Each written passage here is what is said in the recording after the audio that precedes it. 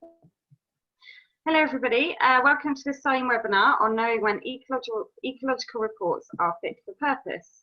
I'm just going to cover a few bits of housekeeping before I hand over to Sally Haynes, who is the CEO of CIEEM.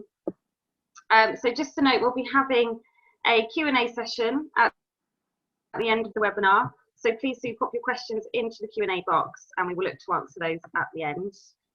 We will also be having a few polls, so please do take part on those when they appear on your screen. And also, please do use the chat box for any information that you'd like to share with everybody. So without further ado, I will hand over to Sally to officially open the webinar. Thank you, Sally. Thank you very much, Christy. I'm going to assume you can hear me okay, unless you tell me otherwise. So thank you everybody for joining this webinar, and welcome to the third and final webinar in our series of 3 under the banner title, Understanding Biodiversity in the Planning System. So this series of webinars has been created specifically for planners and planning committee members, i.e. those charged with ensuring that biodiversity is protected and enhanced within the development planning system. Thriving biodiversity or nature is fundamental to human health and well-being and is rightly protected by legislation and policy. We're aware that a number of you attending the webinar aren't planners, and that's absolutely fine, but just please bear in mind that the content is particularly around the planning perspective of the biodiversity legislation and policy. This is because planners have a critically important role in the implementation of that legislation and policy designed to protect and enhance biodiversity. Planners, you are the checks and balances that ensure the law is not broken and that policies designed to prevent further loss of biodiversity are adhered to, and that development can be designed in such a way that biodiversity thrives. So the topic of this webinar, which is knowing when ecological reports are fit for purpose, is therefore critically important in helping you to fulfil this role. This webinar is being presented by Alan Evans of the Environmental Partnership. So over to you, Alan. Right, thank you, Sally, and good morning, or just about good afternoon all. As Sally says, we appreciate that some attending today will be in planning, working for local planning authorities, but other people, that may be consultants or graduates, students, and that hopefully give them an insight into what people will be reviewing, or how they will be reviewing these reports when they're submitted in support of planning applications. Sally says this is knowing about when ecological reports are fit for purpose. Things we'll hope to cover are the sort of competence of people who are undertaking surveys and preparing these reports, tools such as the ecological impact assessment checklist, which would be useful for all when both preparing and reviewing reports.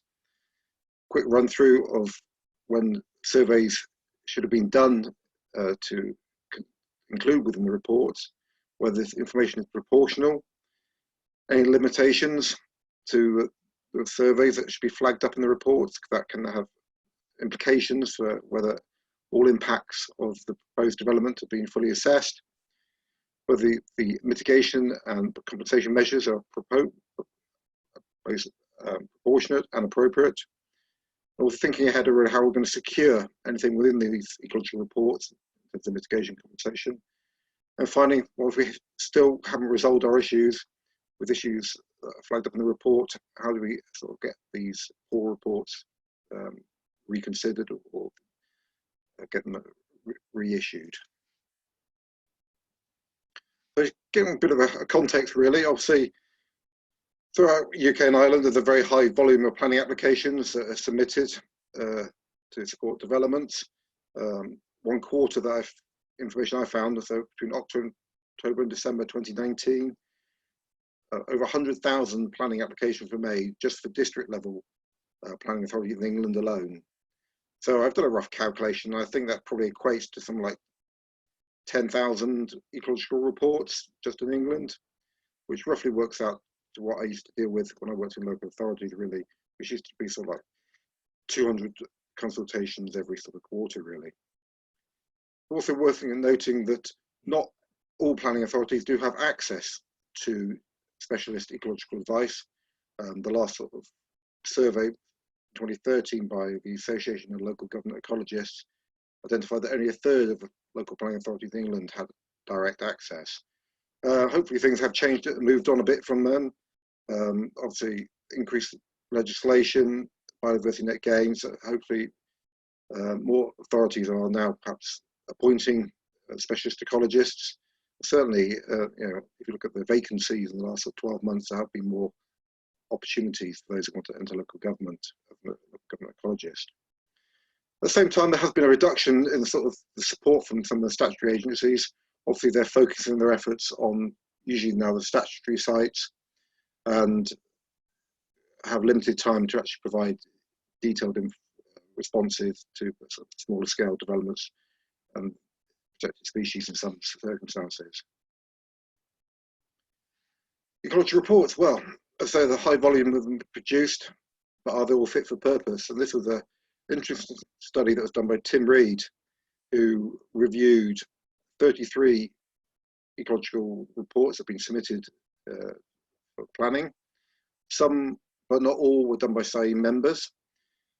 And he picked up that only 6% actually provided detailed methods of how the surveys have been done. 15% provided no details on methodology, and 79% failed to provide any clear method at all, which is slightly concerning, really. And 45% failed to recognise any limitations whatsoever in the reports.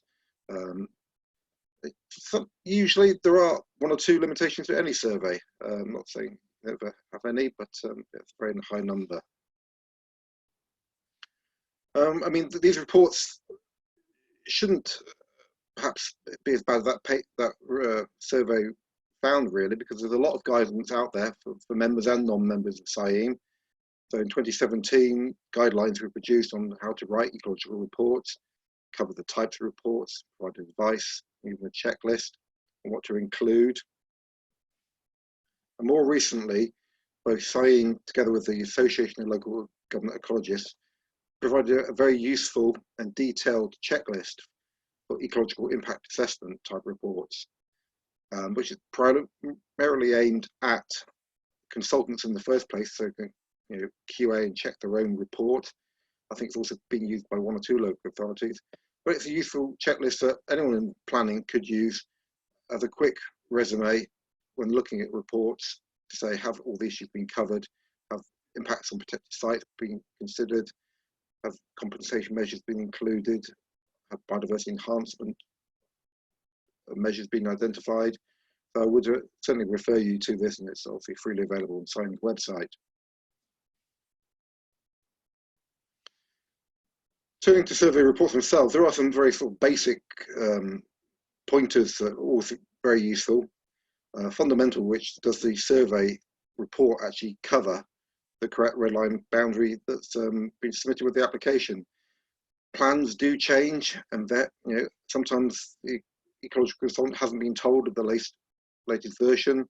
Therefore, is working in a slightly different geographic area than the final red line that's submitted. So these things can happen. So there always needs to be good dialogue between the ecologist and the client and the other specialists, especially when it comes to things like bat mitigation. There should be a good dialogue between being a householder type application, barn conversions. There should be a good dialogue between the architect involved and the ecologist to ensure all the bat mitigations are included in the architect's plans. And often when I worked in local authority, it used to be a case of, do the tree surveys being submitted, identifying all the relevant trees and their condition, does that align with the ecological survey? Which you can get circumstances where ecologist assumes that tree is staying and therefore there's no impact on bats. However, the ARB report says no, the trees are unfit to remain in that condition, potentially due to issues. It's in a public realm area and it's not safe to retain it. So these things need to be lined up. And then in more detail, perhaps this is where your ecologist or ecological advisor would review it in detail. If you've got a number of buildings, such as the plan here, have the relevant number of surveyors being provided for that survey to ensure they've got all the potential roost points and access points to the barns or buildings covered. So again, just a few little pointers there, things to quickly run through as a bit of a check to ensure that this report is on track and will be deemed acceptable. Obviously, the reports, or the surveys in the first place, and then the reports should be undertaken by people who are obviously qualified and experienced. They should have good knowledge of both biodiversity, legislation and planning. Ideally be a membership of professional bodies such as CIEEM. And they should adhere to the Biodiversity Code of Practice of Planning and Development, which really aims to promote transparency and consistency in the quality and appropriate content of ecological information submitted. And there is a little smart guide on this you can download and understand. Unfortunately, not all ecological surveys are submitted by ecologists. I'm aware of at least one case where an architect claimed to be an ecologist and tried to do an ecological survey, which wasn't overly successful, should we say. I mean, when you are looking at specialist species, such as otter here on the river, you need someone who's got that eye in and knowledge of to know that that little bit of bare bank, a little river cliff, is going to have some otter spray potentially on it. I see in the lower picture, that's like a pound coin for size. So, you do need a specialist ecology who's got the eye and knowledge. You're looking for things which are minute detail. You're looking for water vole droppings the size of a tic tac, and then if you're starting to look for bat droppings the size of a mouse or a grain of rice, then you really need to know what you're doing.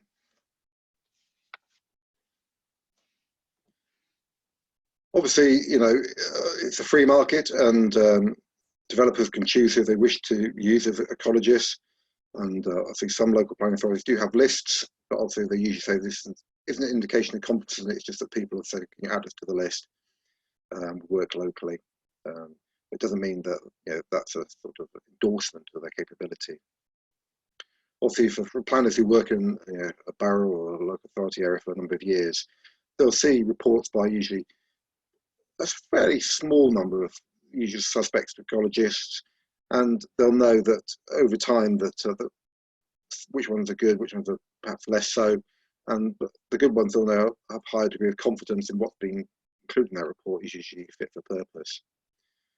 And it can be beneficial if the ecological consultant preparing the report is local to the area, because obviously they've got specialist knowledge on the habitats and species found in their local area, which can be particularly valuable.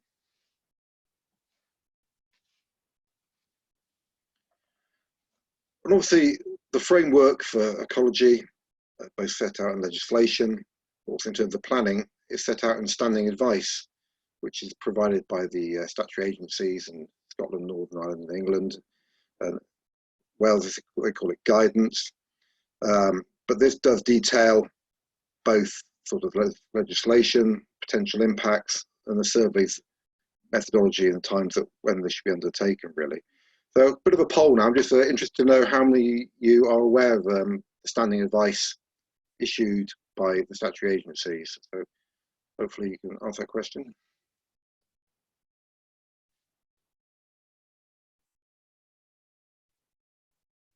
And with most things, it's online for each of the different agencies, be it Nature Scot, they are now in Scotland. Well, that's a good response. At least 72% are aware of it, so that's a very good uptake. It is fairly consistent across the different countries, what's included, and interestingly, slight differences in places depending on different species. So I'm happy that we are all at least looking at that.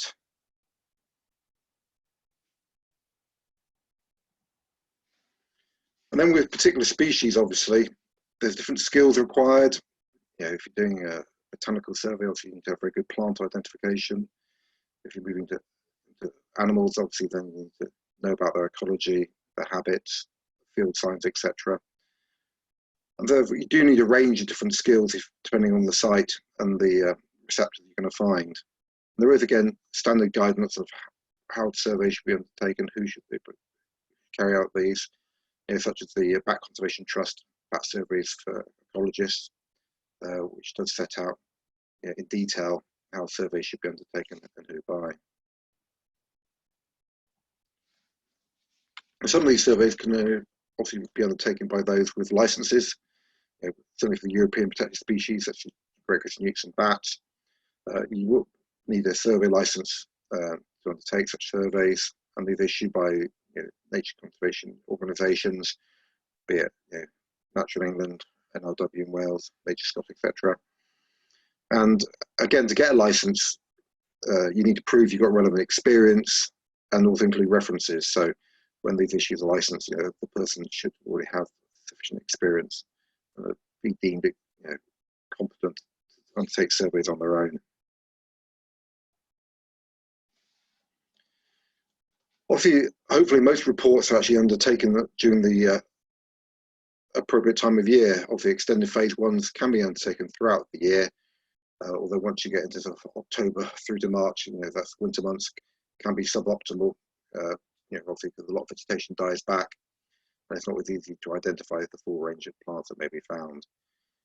Other surveys, particularly for protected species, that have a more limited window. So trying to look for grass snakes in December will be inappropriate. They're obviously in hibernation, and you shouldn't be disturbing hibernating species.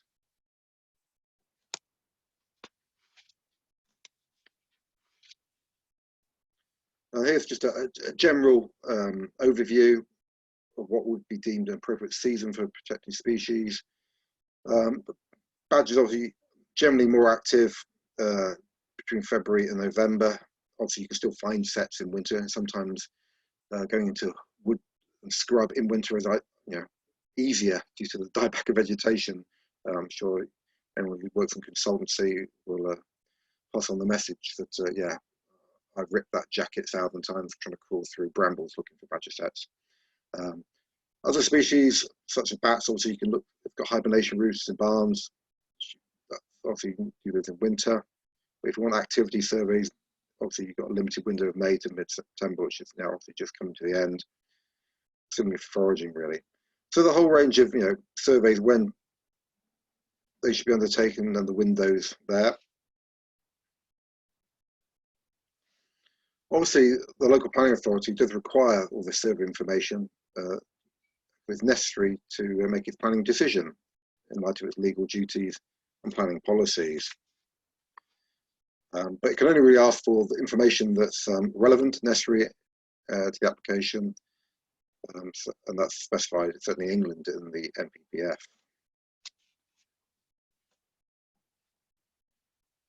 It's also about what is the risk to biodiversity and the nature and scale of proposed development. Obviously, if you've got some amenity grassland in an urban area, obviously it's a fairly low ecological value, and say that went for housing, the risk to any impacts on nature are fairly low as well, really. So it's all about the scale of risk and impact. The habitats in question. Obviously, if we had a load of woodland here or nice lowland heath, and obviously the scale of impacts, the consideration would be far greater. And hopefully, if pre-application advice has been undertaken, the scope of surveys have already been agreed with the local planning authority, and they should be included in the report. Sometimes, certainly if people have been to statutory agencies and got discretion advice service, then they often include feedback from the statutory agency. And sometimes ecologists also include any sort of discussions they've had with local planning ecologists to agree scope of surveys as well. Other times, obviously, during the extended phase one survey or initial walkover, ecological consultants may scope features in or out for requiring further surveys. It's all about being proportionate to the risks and to the scale of the development. Another crucial point that is often brought up in sort of review reports that are submitted, well, is this data still up to date? Obviously, people did a survey a few years ago, but for whatever reason, the development haven't gone forward and haven't submitted their planning application. Some of these reports can sit around in people's folders, and by the time they finally get around to submitting the application, they think, oh, I've got one of those and submit it. But time does march on, things do change. Things can change in terms of legislation or process. We've seen the last sort of 12, 18 months in England, district level licensing, that wasn't around previously, that's a new approach. But even the original data does need to be up to date. Generally, anything less than 12 months old, that's going to be valid in most cases. Once you get into sort of 12 to 18 months, things can change, and especially for mobile species such as bats and badgers. So that if you think those species are a consideration in the application, then maybe looking for an update if the report is certainly getting towards 18 months old. Anything beyond 18 months to 3 years, well, yeah, the sites should at least get a site walkover, I think, just to confirm that the situation hasn't changed on the ground. I've got a colleague now who I think she did a report about 18 months ago for someone, and has just found out that a load of soil has been now dumped across the entire site from an adjacent development. So yeah, that site has certainly changed from being grassland to now bare soil. So yeah, she's going to do a walkover to just check if anything else hasn't changed as well. Going back to a point that I raised in the beginning about limitations, and certainly that study by Tim Reed, there are limitations to most surveys, and these should be flagged up in reports. Sometimes the resources, especially equipment, can fail due for whatever factors, which sometimes are outside the control. Well, for the wind farm development, and they were monitoring bats at the turbine tip, and everyone was unaware of the impacts of salt. It was near an estuary, and some of the bat detectors actually stopped working due to the salt impacts on the electronics. So things can happen like that. And where people have been asked to go out in midwinter due to time constraints, again, that should be flagged up. And if there's any issues, I think, well, this is, suboptimal time of year. We think we've got some interesting grass in here, so therefore we should be going back to do a follow-up survey in June.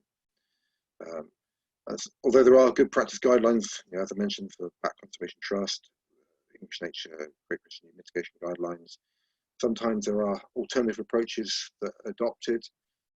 So where colleges are deviating from these good practice guidelines, again, they should identify that and just provide justification for it.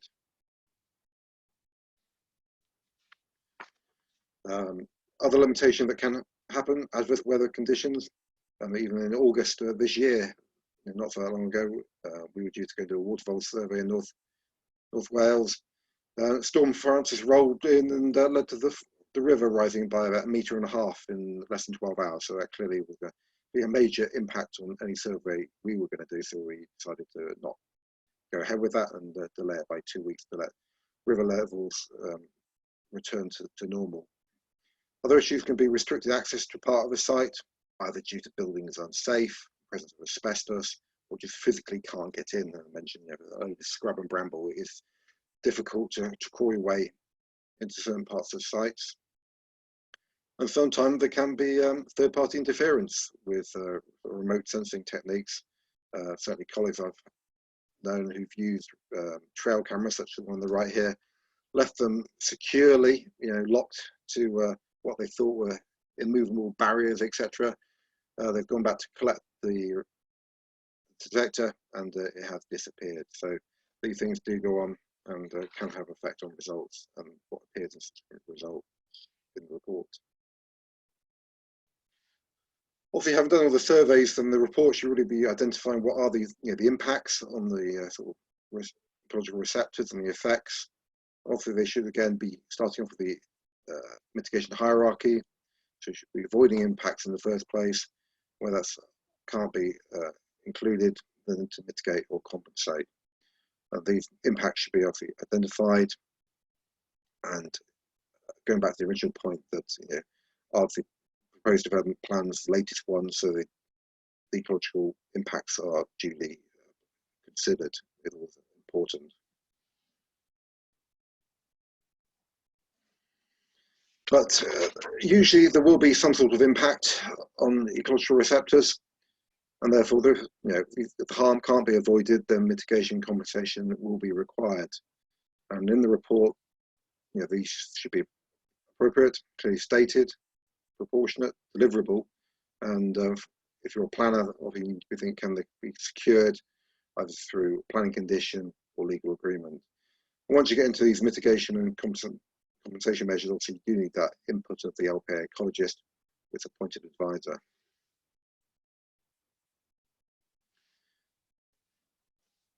obviously, a lot of developments usually involve some loss of vegetation. I'm sure many of you have been aware of loss of small areas of scrub and trees and value for nesting birds. Be interested to know now, another little poll, how many think the below statement is a fair statement to make, that to compensate for the loss of bird nesting habitat, bird boxes could be erected on the retained trees? So how many of you think this would be an appropriate statement?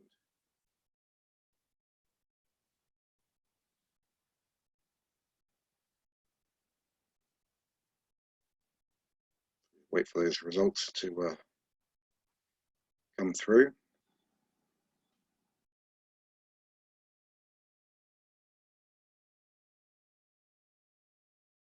Take a bit of time, apologies for that.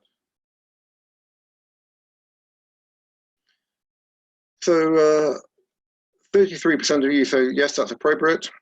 49% of you, which is the greater factor, say no, and they've got 18% not sure.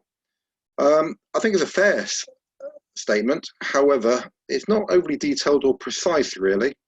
We don't know how many bird boxes or where they're going to go, and the word "could" isn't fairly definitive. It's not really a commitment. So, in a report, things should be better.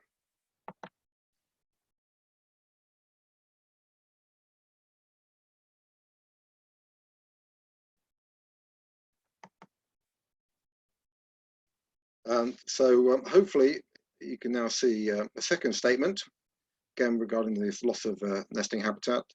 So to compensate for the loss of bird nesting habitat, 5 bird boxes, 2 times Model A and 3 times Model B, will be erected on retained trees on the western boundary, as identified on Plan 1.1. So again, a bit of a poll. How many think this is an appropriate statement to include in the ecological report?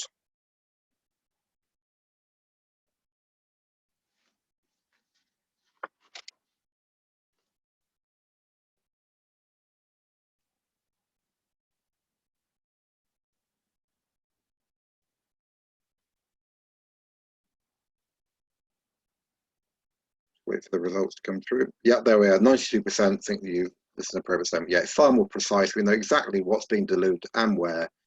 And from a planner's perspective, that's very useful if they're going to consider to formulate some planning condition around it, really.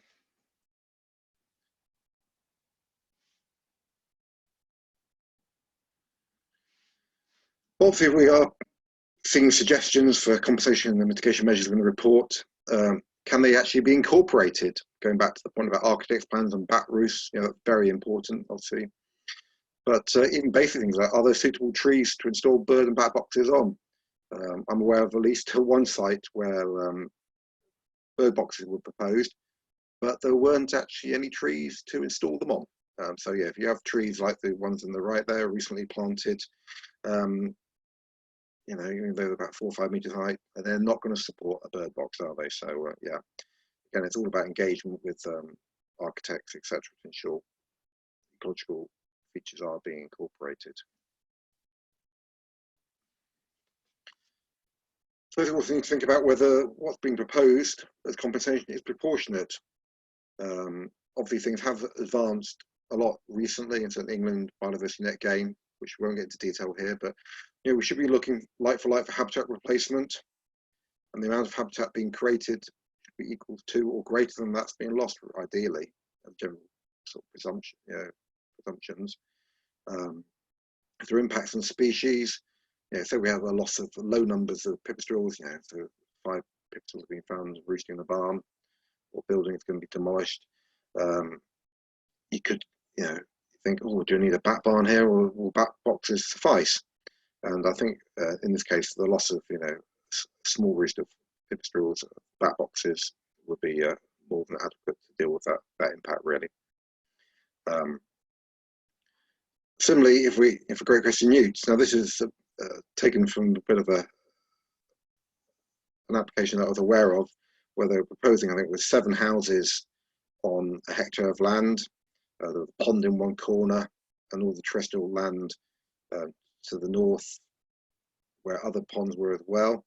And basically, they were going to lose 91% of the great crested newt terrestrial habitat on the site. And the only compensation was a 4-metre wide linear habitat corridor being proposed. Interested to know whether you think that's acceptable, that level of compensation. Again, so a bit of a poll should be coming out.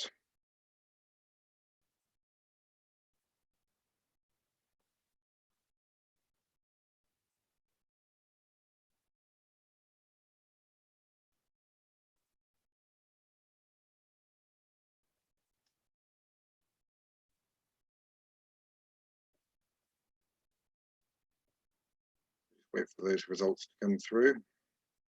Yep. So the vast majority, 86%, say no, that's not suitable. And interestingly, the council in that case also thought, yeah, that's definitely not right, and they refused the application for those 7 houses. I think the applicant took appeal, and the planning inspector agreed with the council. And one of the reasons for refusing or dismissing the appeal was the impact on great crested newts. Even in the planning inspector's report, he also found it interesting that the great crested newt were expected to do a dog leg around the side of the site to get to a newly created pond as well. It's quite an interesting site there. But at Googling over the weekend, I found that subsequently that site, they resubmitted an application, reducing the number of houses down to 4, and they will retain 25% of the habitat on site, and the council then issued a permission on that basis. So yeah, they've now simply incorporated compensation loss of habitat. It's also worth thinking ahead about what's in the report, can actually be delivered, and where's it going to be delivered. Usually, in most cases, the measures should be on land under the applicant's control, although sometimes it has to be off-site due to the scale of development. Other features that need to be created in advance of the actual development. So, if we're going to lose some ponds on site, general premise, best practice to create ponds in advance. So again, is identified in the report other opportunities to do so. And some of these compensation measures, such as pond creation, actually might need a separate planning application in the first place, or a bat barn, especially if it's on additional land or outside the applicant's control. So again, things to think about. And even if we're trying to dig a pond, has the ecologist thought about, well, is the land suitable for creating a pond? It may be far more difficult to create a pond on a sandy substrate with freely draining. It's not going to hold water, as opposed to some nice clay soil. There's a high chance of water retention, really.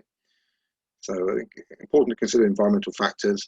And similarly, if you're trying to create some species-rich grassland, if the land's been in intensive arable production for the last 50 years, then it's going to have high nutrient content, and therefore, even though you might prepare the soil, there's going to be a residual nutrient content of that soil that might lead to weeds overtaking the seed you've created. So it needs to be considered. Some authorities, this is an example from Dorset, almost provide a checklist approach to whether the mitigation compensation is being clearly laid out in the report, can clearly be identified, down to the types of bat box, number, the position, and then Dorset, actually, they charge a fee for issuing like a separate report to run alongside the planning application to say, yep, they're happy that everything's been considered, and to provide that confidence to the planner that this is fit for purpose. So it's worth looking at that example in Dorset County Council.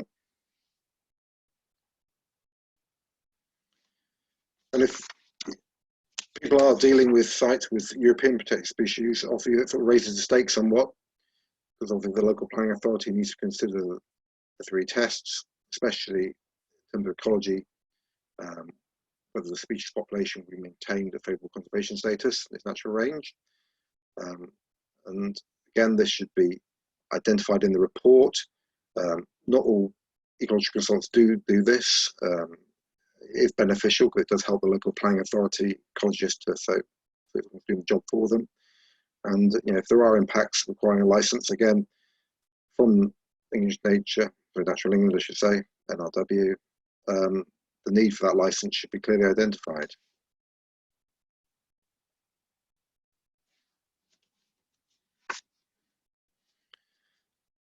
Obviously, it's probably more for planners in the audience today than consultants or those who are just getting into the industry. But we do need to work out how we're going to secure the mitigation or compensation measures. Obviously, you know, there are set almost controls around when and how planning conditions can be issued. In England, is set out in paragraph 5 of the National Planning Policy Framework, setting out that planning conditions should be necessary, relevant to planning, relevant to the development permitted, enforceable, precise and reasonable in all other respect, really. So I'm sure this applies throughout UK and Ireland when the planners are putting conditions on, they have to meet these tests. So hopefully I've drafted a suitably worded condition here. The development should be undertaken in accordance with the mitigation and compensation measures, paragraphs 5.1 to 5.7, with the ecological assessment of the Long Lane Farm, the Shires. So we'll identify there are impacts, there are mitigation and compensation measures, they're relevant to planning, and we clearly secure those. We've identified them through this condition. But the time is obviously which that the implications and the compensation is perhaps far greater, but can't be dealt with by condition. And a formal legal or planning agreement needs to be agreed. Again, the tests around this need to serve a planning purpose, relate to proposed development, be related in scale and kind to the development proposed, and satisfy the test of reasonableness. And these sort of things probably aren't included in the ecological reports, but for planners who are dealing with applications, these will be in the back of their minds, thinking, yep, we need to secure these measures through a legal agreement. And things like biodiversity measured off-site or financial contributions to third parties, be they a Barnell group or other NGOs, or in some cases the provision of land to create nature reserves. These are areas that will certainly be secured through sort of planning or Section 106 legal agreements.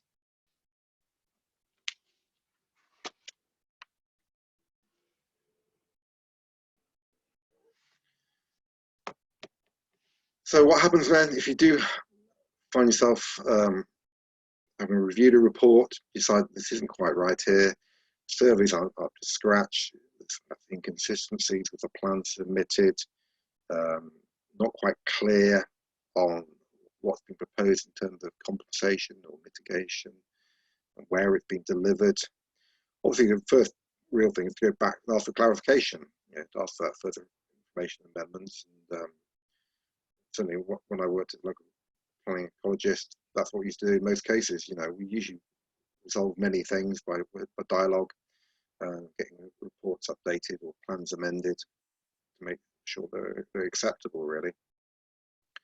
Clearly, there can be circumstances where, for whatever reason, the client decides he doesn't want to get the reports amended or change his plans, and sometimes refuses to provide that additional information, and that could be a reason to refuse an application if insufficient information is provided. If you think that the ecological consultant who's written the report, prepared it, you know, has done a particularly inappropriate job, and is not acting, you know, in accordance with best practice, advising the client on matters which are outside their scope, then, you know, certainly for members of the CIEEM, there is a whole professional conduct process where people are reported, in effect, sometimes by local government ecologists, sometimes by their own clients, to say that I'm not happy with this work, and then that those reports are assessed and advice given, or, you know, in the worst case, they can be, their membership can be taken away. So there are options out there. Hopefully you never get to that last element of getting people sort of almost struck off. We don't want to be there. Advice is usually appropriate, but if we do the dialogue in the first place to get those clarification and information provided, in most cases things can be resolved. I think in most cases it's usually the case. So that's a quick go through of what to consider in terms of the reports submitted and what's before you. It is important to review and be aware of the range of advice and guidance out there, be it standing advice. If you are fortunate enough, if you're a planner, you have got a colleague as a local planning ecologist, or utilise external people, and you've got that advice to bring them on board, say, to give those reports a thorough review. At the end of the day, there will be third parties who are perhaps not always happy with developments in their backyard, should we say, and there is a risk of judicial review if the reports aren't up to scratch and you haven't followed due process.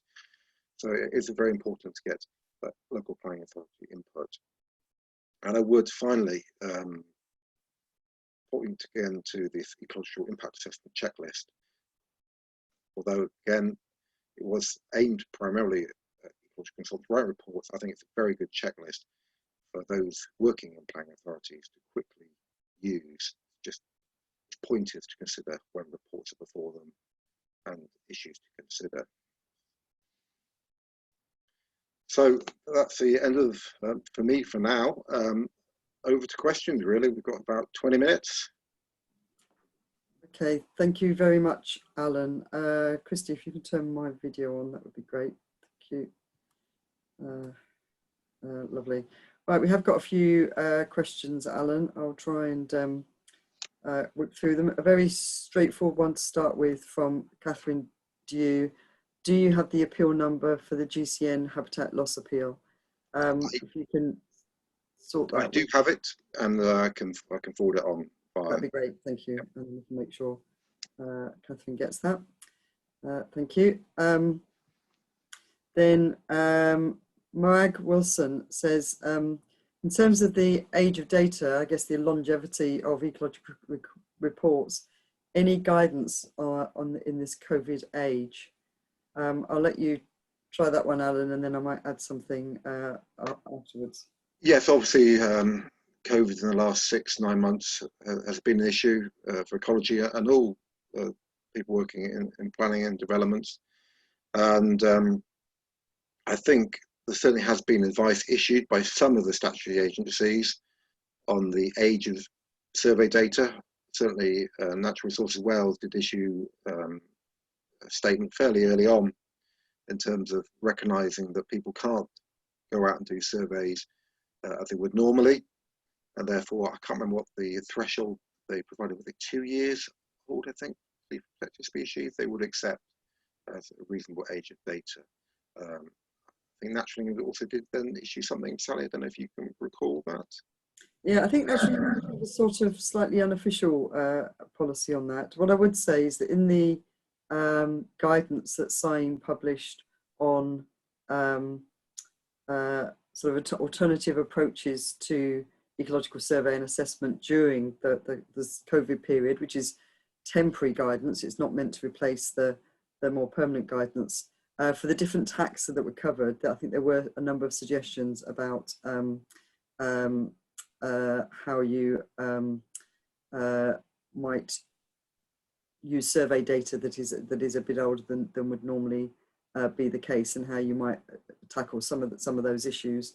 That guidance document is freely available to download on the CIEEM COVID-19 web pages, so anybody can download that. But certainly for the different taxa, there were slightly different approaches being proposed. But in some cases, there was potentially, we're certainly aware of some local planning authorities that might have conditioned further surveys where they would not normally have done so. So different approaches being taken, but there is some guidance out there. Yeah. I would also suggest that you speak to, or at least drop an email to the local planning authority ecologist to state what your proposed methodology is, if it's deviating away from standard guidance, and to get that dialogue with them. And hopefully they're amenable to, given the circumstances. And if you've got that in writing and that confirmation, then when you do eventually submit your report with the planning application, then it shouldn't come as a shock to that ecologist or the planning authority that alternative methods have been employed. So get that dialogue going. And I think that's good advice, you know, with anything where you're deviating significantly from guidance. Guidance is guidance, so they're not rules. But obviously, you need to be, from the ecological consultant's point of view, you need to be able to justify why you're doing something differently.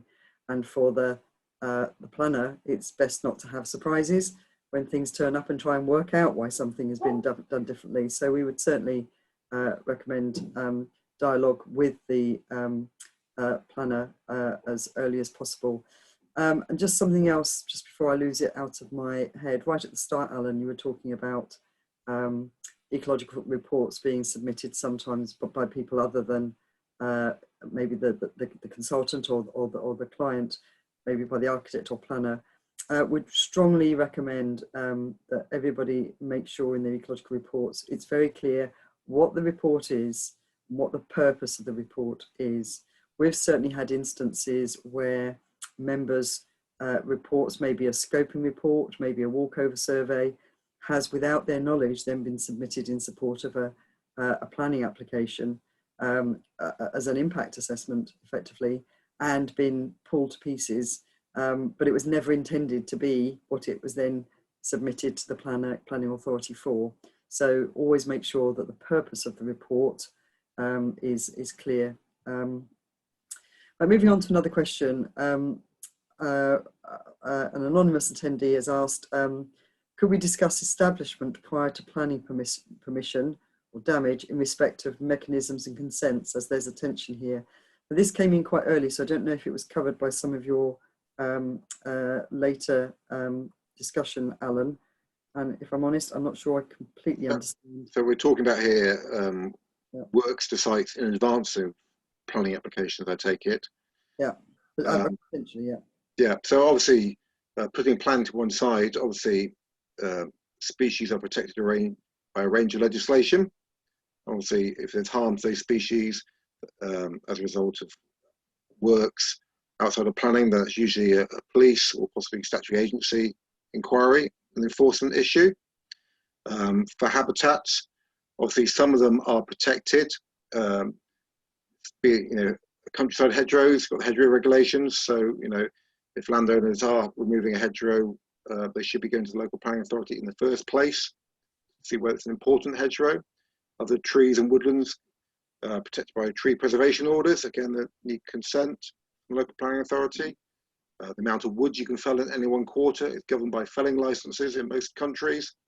And even wildflower meadows, if a farmer is intending to intensify its agricultural use of that, it may be just in advance of the planning application, should we say, they should still go to their agricultural department of the relevant country and go through an EIA screening opinion process. So there are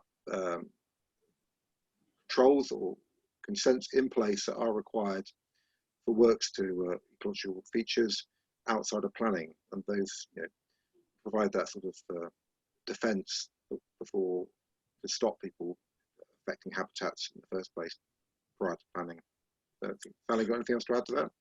No, that's fine, thank you. Somebody else has also said it's helpful to point out that what is assessed is what is consented, and that designers often assume that only conditions bind commitments. So I think that's a very, very good point from a planner's perspective, is that what is assessed is what is consented. Ross Baker has asked in relation to biodiversity net gain, which is obviously an issue in England with the forthcoming environment bill, and thought just wanted to stress that compensation alone will not be sufficient in the future, and that would need to be included in the ecology report. So when biodiversity net gain for development is mandated in England, or if biodiversity net gain is mandated in England, which seems likely, then compensation alone is not going to be sufficient. And I would just add to that CIEEM is in the process of producing some interim guidance for ecologists and for planners around reporting biodiversity net gain in relation to planning applications, but it'll only be interim guidance because we really need to have some experience of it working in practice before it become more formal guidance. Lots of local planning authorities with local authority ecologists, which of course we would like to see all local planning authorities having local authority ecologists, are already well down the way to working out how they want biodiversity net gain reported. So ecologists, ecological consultants should be keeping their eye out and liaising with the relevant local planning authority. Hilary Ash has asked, how long should mitigation and compensation last? Is it for the life of the development? And what happens if future developments want to use compensation land? Oh, it's an interesting question, really. Just touching back on biodiversity net gain, obviously, the aim there is to ensure habitats that are provided for up to 30 years. Obviously, that's not set in stone yet, certainly in England. On larger developments, I have seen habitat creation and management secured for 10, 20 years, certainly for significant scale developments like quarry restoration. There are opportunities to secure that. I don't think there's clear guidance on the length of time that you secure these things. And I am aware in some places that, where small strips of land have been provided for Great Christian mitigation, 20 years down the line, they've been lost and swallowed up by subsequent development. So unfortunately, it has happened. It shouldn't, but it has happened, unfortunately. Yeah, there are no hard and fast rules, so it is something that needs to be looked at and considered by a planning authority. Certainly coming back to biodiversity net gain in England, in terms of the net gain aspect, so that's not mitigation or compensation, it's the gain aspect, then that should be secured for 30 years. Is the way it's going at the moment, and there's various work going on in the background to look at how that can be secured. Ross Wise has asked, where translocation of reptiles has been identified as mitigation, would it be appropriate for a suitable receptor site to be secured through a Section 106? Yes, I think it would be, yes. Obviously, there's a significant impact on the species there. That receptor area may be a separate parcel of land. Ideally should be under the applicant's control. And it may not happen in all cases, but yeah, I would strongly advise that it is included in 106 agreement. Obviously, there is a cost for all parties in producing Section 106 agreements, both in terms of the legal time of drawing up these documents by the council's legal team, reviewed by the developers' legal team as well.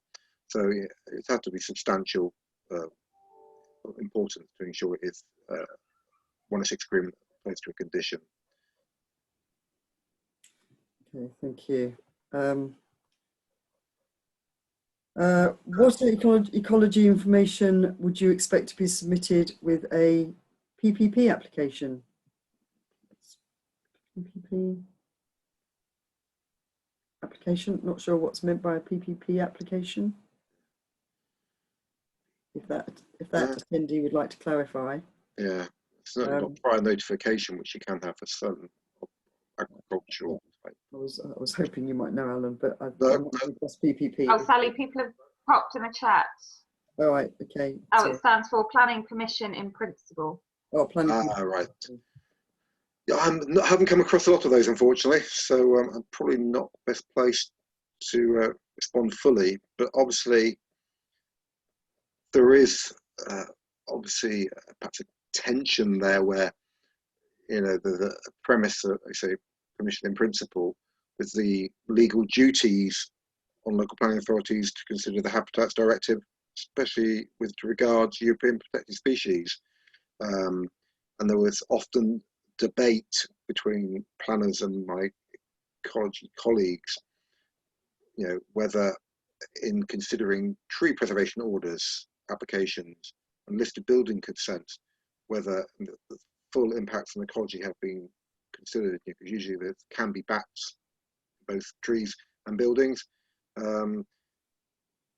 But we didn't always win, shall we say. I think it comes down to the view of the Chief Planning Officer for that authority, and their legal advice as well, really. Okay, thank you. It's a question from Sonia Gallagher, who's issues ecologists publishing all of the raw data from local record centres and submitted reports to the LA. Should the record centre report these repeat offenders to CIEEM? Well, certainly if you've tried to tackle that problem and not making any headway, then that could be referred to CIEEM. I should say, in terms of CIEEM's professional conduct inquiry procedures, the purpose is to help our members improve and address any persistent shortcomings. You know, it's not to hang, draw and quarter people and necessarily throw them out the institute. What we often, the outcome is further training or advice as to where they can improve. But if there's a problem that needs to be addressed, then the professional conduct, the complaints procedures is certainly a route to go. Data should be interpreted, and it's the interpretation that is the key part of the report. It might, you know, the data is, the raw data is useful and needs to be available if needed, but it's the interpretation of the data that is the key part of the report. Debbie Alston has asked, should companies list the surveyors who carried out the surveys and wrote the reports? Yes, that's good practice to do so. You should show the who was involved in the surveys and who wrote the reports, who reviewed the reports as part of the quality assurance and their competence to do so. Alison has asked if it's typical to complete an ECIA report for a national road scheme if the constraints report and route selection report is still underway, i.e. before the proposed route has been selected. So is it typical to complete an ECIA for national road scheme before the proposed route has been selected? One for you, Alan. I haven't been involved with the national road schemes. I think more of a scoping report should be done really if you're not working to a fixed route. That should be the first point really, through the potential impacts, because obviously until you know what the fixed alignment is, you don't know what surveys are required. Yeah. If you can't assess the impacts, therefore you can't do the mitigation, compensation. So certainly I think the first point would be some sort of scoping report. Yeah, I agree. Irene Williams has asked whether post-development monitoring, as said, post-development monitoring is usually only specified for a few years, but in many cases, such as with woodland planting, the timescale over which success can be assessed is decades. What can CIEEM do to advocate a longer timescale, not to mention enforcement, if the compensation is not implemented? Irene, we have been doing a lot of work to try and ensure that planning authorities understand the need for monitoring and enforcement. Monitoring enforcement generally in relation to the development planning system is very weak, and it's something we have a lot of discussions with statutory nature conservation bodies with as well. I've got no easy answer to you, and I don't think CIEEM can get involved in enforcement, but certainly advocating longer term monitoring and encouraging enforcement is something that we do and should do more of, but there's no easy answer to that one, I'm afraid. Yeah, there are examples of long-term monitoring. Yeah. Like second runway at Manchester Airport, there was woodland transification in terms of the ground flora and even some of the tree stumps, and that has been subject to 10, 15 years worth of monitoring now. So there are some examples of where long-term monitoring has gone on.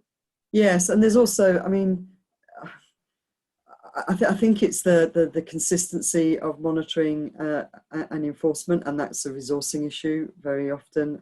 You know, some of the bigger schemes actually, there's more monitoring, more effective that goes on than all the very small schemes where there's very often very little monitoring that goes on.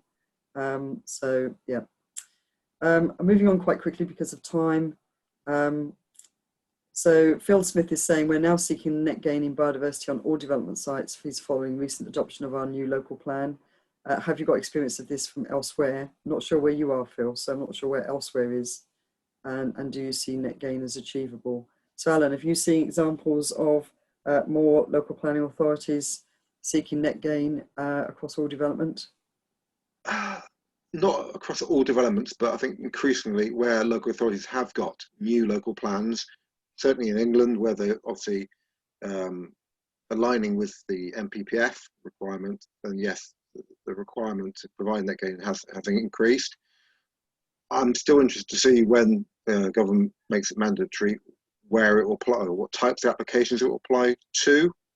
Before I left local authority, we'd have a discussion with planners. In an ideal world, yes, it would be great to get net gain on a site which is just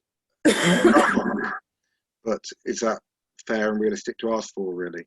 So be interesting where government goes with trying to actually narrow down whether it applies to all applications or just certain types. Okay, Theo Nichols, Alan, is saying, when a local authority uses biodiversity offsetting in response to a development proposal, does the developer need to adhere to, so they've used the biodiversity metric, does the developer need to adhere to this, or can they suggest their own mitigation measures in response to reducing the calculated compensation fee? Well, I think if they're setting out to use certain metrics, they need to follow that road, really, and adhere to it. Obviously, there is a drive in England alone to go down version 2 of the DEFRA one. Obviously, there have been previous iterations of that. Warwickshire had a very good one. So they are going through a process following a metrics or matrices, they should follow what's included in that rather than deviate from it. Obviously, there are small things that sometimes aren't always captured by those, and if there is justification for slight variation, that should be justified, I think. But on the whole, ultimately, it is that the local planning authority that will set the rules. So you need to be talking to your local planning authority. Natalie Boot, can you please explain planning condition? Does a condition mean that planning is accepted as long as this condition is followed in a certain time frame?